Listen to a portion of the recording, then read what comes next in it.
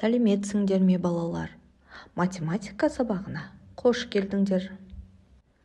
Бүгінгі сабақта квадрат теңдеулер арқылы мәтінді есептер шығару тақырыбын қарастырамыз. Көптеген мәтінді есептерді арифметикалық жолмен шығару мүмкін емес.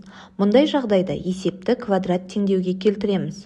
Ол үшін мына қадамдар орындалады. Есептің шартын түсіну, белгілі және белгісіз шамаларды анықтау, өрнек құру, теңдеу құру, теңдеуді шешу және жауабын тексеру. Тақырыпты толығырақ түсіну үшін мысал қарастырайық. Пәтерде ендері бірдей екі бөлме бар. Бірінші бөлменің ұзындығы енінен 1,5 есе артық. Екінші бөлменің ұзындығы 7,2 метр. Пәтердің жалпы ауданы 56,7 метр квадрат. Бөлмелердің енін табайық. Ал енді есептің шартын құрамыз. Бөлменің енін x метр деп аламыз. Бірінші бөлменің ауданын 1,5x квадрат, ал екінші бөлменің ауданы 7,2x болады. Есепті квадрат теңдеуге келтіреміз.